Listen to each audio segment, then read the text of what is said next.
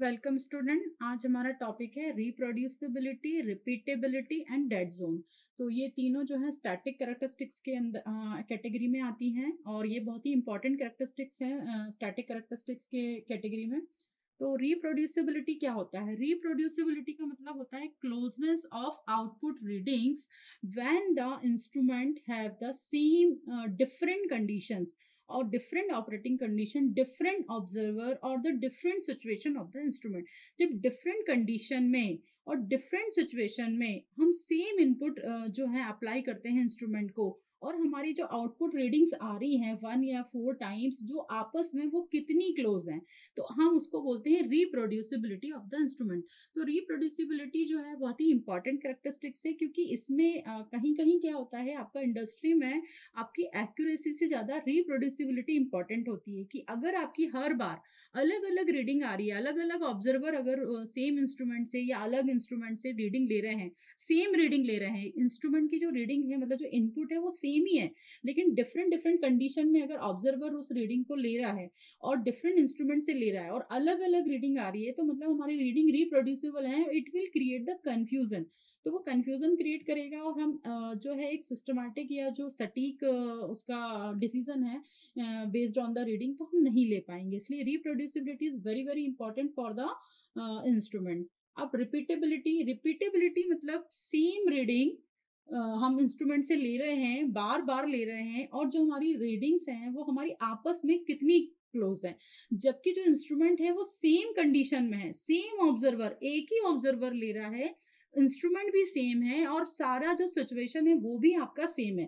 तीनों कंडीशंस आपकी सेम है, सेम ऑब्जर्वर, सेम आपकी condition, same instrument, observer is the same. तो रीडिंग्स जो है वो आपस में कितनी क्लोज है, तो this is called the repeatability of the instrument. मतलब इंस्ट्रूमेंट जो है कितनी अच्छे से रीडिंग्स को रिपीट कर पा रहा है, आपस में कितनी क्लोजनेस है, रीडिंग्स जो है वो आपस में कितनी स्प्रेड है। स्प्रेडनेस का ये जो है मेजर है। अगर स्प्रेडनेस ज्यादा होगी तो हमारा जो इंस्ट्रूमेंट होगा वो लेस रिपीटेबिलिटी वाला होगा, और हमारा अगर इंस्ट्रूमेंट में जो है अलग अलग रीडिंग्स लेने पर सेम हमारा जो है क्लोजनेस आ रही है, तो हमारा जो इंस्ट्रूमेंट है वो हमारा रिपीटेबिलिटी, अच्छी रिपीटेबिलिटी दे रहा है। और ये दोनों मिलके जो है वो हमारा बनाता है प्रिसीजन। प्रिसीजन जो है this is the measurement of reproducibility and repeatability both. अब इन दोनों को हम थोड़ा थोड़ा सा अलग करेंगे तो डिफरेंस बस इतना ही है कि रिप्रोड्यूसिबिलिटी में जो है आपका मेजरमेंट जो हम ले रहे हैं वो डिफरेंट कंडीशन में ले रहे हैं, डिफरेंट ऑब्जर्वर से ले रहे हैं और डिफरेंट इंस्ट्रूमेंट से ले रहे हैं, तो हमारी जो रीडिंग है वो आपस में कितनी क्लोज आ रही है, ये हो गया रिप्रोड्यूसिबिलिटी। और रिपीटेबिलिटी हो गया कि same condition, same instrument, same observer, और फिर हमारी रीडिंग आपस में कितनी क्लोज आ रही है। Now the third is the dead zone. तो डेड जोन को हम ग्राफ से समझ लेते हैं।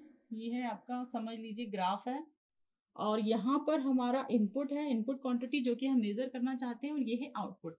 अब largest value of the input, largest यानी कितनी लार्ज वैल्यू है इनपुट की जब हमारा आउटपुट कुछ भी नहीं आ रहा है, when there is a output is 0, तो this is called the dead zone. यहां से हमको आउटपुट मिलना स्टार्ट हुआ और यहां से हमको आउटपुट मिलना स्टार्ट हुआ, तो ये जो पूरा जोन है, जब हमारा आउटपुट कुछ भी नहीं आ रहा है, when there is a no output, और हमारा इनपुट जब हमारा यहां से स्टार्ट हुआ है तब हमारा आउटपुट आना स्टार्ट हुआ है, तो इनपुट की largest value for which there is a no output, तो that reason is called the dead zone.